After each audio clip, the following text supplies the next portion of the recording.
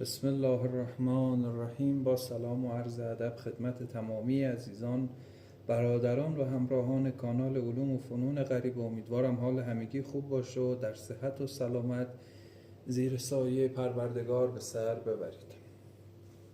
خب دوستان عزیز، امروز با دستورالعملی بسیار قوی و مجرب که بارها امتحانش رو پس داده در باب رزق و روزی و افزایش ثروت و حتی ارتقای شغلی، بسیار قوی و مجرب هست این دستورالعمل که امروز میخوام خدمت شما تقدیم کنم.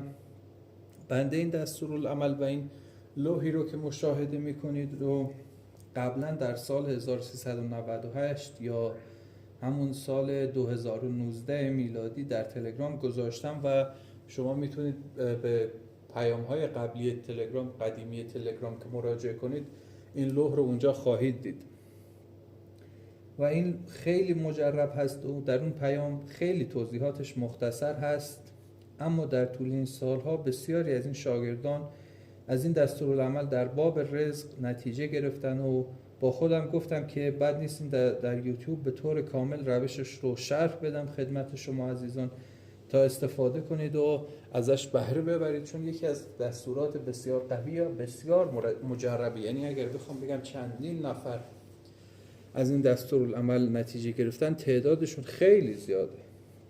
از این جهت گفتم دستورالعمل رو با یک شرح کامل و دقیق و با جزئیات کامل خدمتتون تقدیم کنم. این دستورالعمل با دو اسم شریف وهاب و رزاق هست و همونطور که میبینید درون این لوح مربع این دو اسم به شیوه تکثیر مزجی قرار داده شده.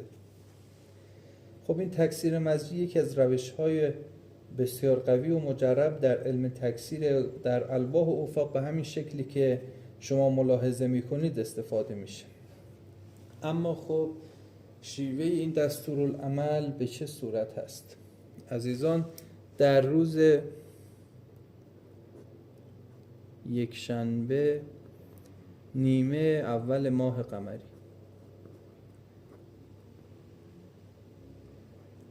جوهر روحانی، کاغذ زرد براق. در هنگام طلوع آفتاب یا ساعت شمس روز یکشنبه اول ماه قمری این لوح رو بکشید و تهویدهای دورش رو بنویسید. حالا من طریقه کشیدن این لوح رو هم خدمتتون عرض میکنم که بدون هیچ اشکالی شما بتونید این لوح رو بکشید و بنویسید با جوهر روحانی. در اول این لوح مربع رو میکشید و این تهویدات وهاب رزاق و سپس قوله الحق و له الملک، جبرائیل، میکائیل، اسرافیل، عزرائیل، اینا رو می نویسید. بعد درونش این تکثیر مزجی وهاب و رزاق رو به همین شکل در هر سطر وهاب رزاق، این حروفی که می بینید وهاب و رزاق که تکثیر مزجی شده، وهاب رزاق وهاب رزاق وهاب رزاق، به همین شکل به همین ترتیب وهاب و رزاق رو در درون این لوح می نویسید با جوهر روحانی و سپس بر یک سپایه چوب انار یا انجیر آویزون کنید. سپایه این که 3 تا چوب میارید هم اندازه، هم مثلا 60 سانتی متر، هر 3 تا یک اندازه باشن. 3 تا رو با یک نخ میبندید و این لوحی رو که نوشتید رو با یک نخی آویزون میکنید به وسط این سپایه و در زیرش یک مجمره و بخوردان میارید و بخور کندر و تخم گشنیز رو میسوزونید و 7 مرتبه سوره یاسین رو میخونید به نیت فعال شدن این وفق برای افزایش رزق و روزی یا برای ارتقای شغلی، بستگی به اینکه شغل شما شغل آزاد هست یا کارمند هستید. و حتما هم باید با جوهر روحانی نوشته بشه. بر کاغذ زرد براق هم بنویسید تا بهترین نتیجه رو بگیرید. البته بر کاغذ سفید هم میشه نوشت، اما کاغذ زرد بهتره. کاغذ زرد برای امور رزق و روزی خیلی قوی جواب میده و نتیجه رو چند برابر بهتر میکنه و شما بهترین نتیجه رو با کاغذ زردش میگیرید.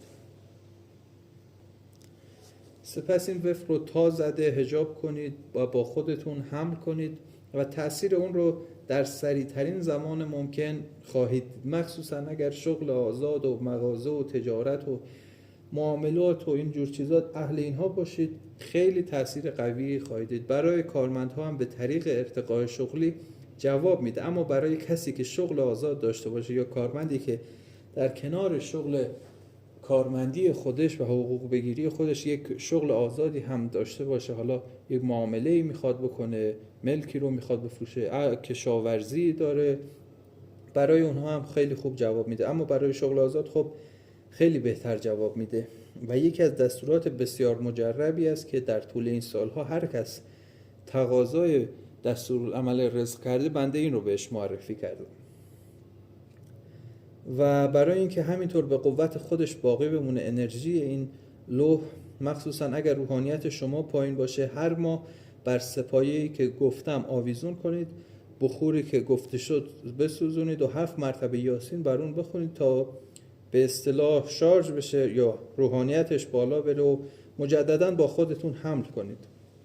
عزیزان این نکته رو حتما توجه کنید، چون بسیار بسیار مهمه که لوح رو با خودتون به دستشویی یا حمام نبرید.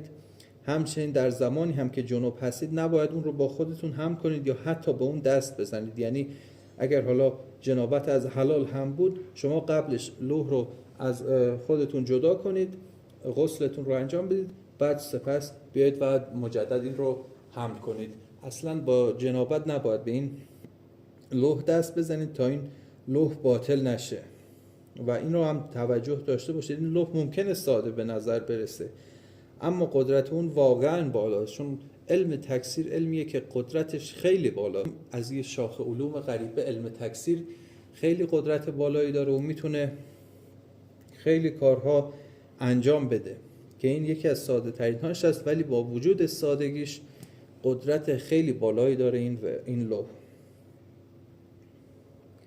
البته این رو هم توجه داشته باشید، اگه سحر دارید یا بستگی دارید یا چشم زخم دارید یا مس جن دارید، جن عارض دارید که بستگی برای شما به وجود آورده، باید اول سحر و بستگی و چشم زخم و اینها کلا پاکسازی بشه و اون سحر و چشم زخم اینها باطل بشن، بعد سراغ نوشتن این وفق بیایید تا نتیجه بگیرید. اگر کسی سحر منع رزق برای شما زده، بستگی توی امورتون ایجاد کرده، اول باید اون باطل بشه و شیوه فهمش هم اینه که حالا کشف روحانی زده بشه. حالا اگر یقین دارید که نیازی هم به کشف نیست، بنده دستورالعمل‌های خیلی زیادی رو در کانال تلگرام و همچنین در یوتیوب برای باطل و سحر قرار دادم که میتونید از اونها استفاده کنید و اگر مشکل و بستگی خدایی ناکرده هست با اونها میتونید باطل کنید که دیگه خیالتون کاملا از این جهت راحت باشه.